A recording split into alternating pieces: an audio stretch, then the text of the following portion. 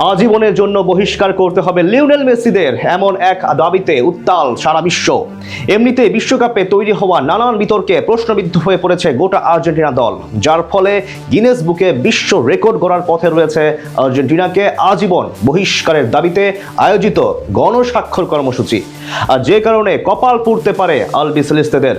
ঘটনার বাকি কথা জানবো রিপোর্টে। ঘটনায় রটনায় জমে উঠেছে 2026 ফিফা বিশ্বকাপের ফাইনাল ম্যাচকে কেন্দ্র করে তৈরি হওয়া নাটকীয়তা, যেখানে স্পেনের বিপক্ষে 1-0 গোলে হেরে গিয়ে আর্জেন্টিনা যখন দাবি করছে তার অবিচারের শিকার, ঠিক তখনই এক অবিশ্বাস্য মোড় দেখা গেল গোটা ফুটবল দুনিয়ায়, যেখানে বিশ্ব ফুটবলের নিয়ন্ত্রক সংস্থা ফিফাকে বার্তা দিয়ে ট্যাঙ্গো নাচিয়েদের বিশ্বকাপ থেকে চিরতরে বের করে দেওয়ার জোরালো দাবি উঠেছে বিশ্বজুড়ে।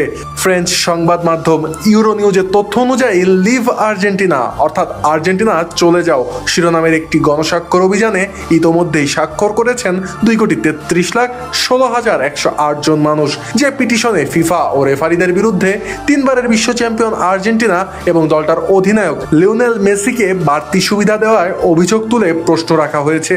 যেখানে পিটিশনকারীদের দাবি, ফলাফল যদি আগেই নির্ধারিত হয়ে থাকে তবে বিশ্বের বাকি দলগুলোর প্রতিদ্বন্দ্বিতা করার মানে কি? আর্জেন্টিনাকে বিশ্বকাপ থেকে বাদ দিন এবং সবাইকে সমান সুযোগ দিন। উল্লেখ্য যে প্রাথমিকভাবে পিটিশনটির লক্ষ্য ছিল 50 লাখ স্বাক্ষর সংগ্রহ করা, তবে তা ছাপিয়ে রেকর্ড পরিমাণের কাছাকাছি পৌঁছে যায় এই ক্যাম্পেইনটি, যেখানে গিনেস ওয়ার্ল্ড রেকর্ডসের তথ্য মতে ইতিহাসে সবচেয়ে বড় পিটিশনের রেকর্ডটি 1997 সালের জুলাই 2000-এর, যেখানে স্বাক্ষর করেন 24 মিলিয়নেরও বেশি মানুষ। তবে মহাদেশীয় ও বৈশ্বিক ফুটবল ভক্তদের আর্জেন্টিনা দলকে নিয়ে তৈরি হওয়া ক্ষোভের মুখে পড়ে সেই বিশ্ব রেকর্ডটি কতক্ষণ থেকে সেটাই এখন দেখবার বিষয়। এদিকে এবারে এই পিটিশনের মূল উদ্যোক্তারা নিজেদের সবশেষ বার্তায় লেখেন, ফিফা আমাদের কথায় কান দেয়নি, তবে স্পেন তার প্রতিশ্রুতি রক্ষা করেছে, সেজন্য স্পেনকে ধন্যবাদ। উল্লেখ্য যে 2026 ফিফা বিশ্বকাপের ফাইনালে যুক্তরাষ্ট্রের মেটলাইফ স্টেডিয়ামে নির্ধারিত 90 মিনিটের খেলা গোলশূন্য সমতায় শেষ হয়। অতিরিক্ত সময়ে ম্যাচের 106তম মিনিটে ফেরান তোরেসের গোলে আর্জেন্টিনাকে 1-0 ব্যবধানে হারিয়ে যেখানে দ্বিতীয়বার বিশ্ব চ্যাম্পিয়ন হয় স্পেন। তবে পুরো টুর্নামেন্ট জুড়ে আর্জেন্টিনার অনুকূলে একের পর এক বিতর্কিত পারফরমেন্স ও রেফারির সিদ্ধান্ত নিয়ে ভক্তদের মনে তৈরি হয় তীব্র অসন্তোষ।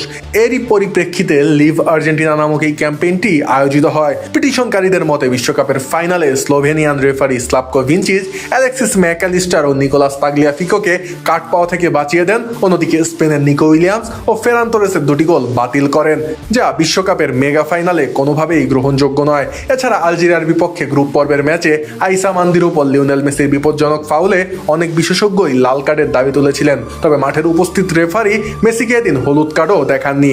এর বাইরে রাউন্ড অফ 16-এ আর্জেন্টিনার বিপক্ষে 3-2 গোলে পরাজয়ের পর মিশরীয় কোচ হোসাম হাসান অভিযোগ করেন, মাঠ ও মাঠের বাইরের বিভিন্ন বাণিজ্যিক স্বার্থের কারণেই মেসিদের টুর্নামেন্টে টিকিয়ে রাখা হয়েছে। আর এত সব বিতর্কের কারণেই আর্জেন্টিনার বিরুদ্ধে এই পিটিশন করে বিশ্বজুড়ে ছড়িয়ে থাকা ফুটবল প্রেমীরা।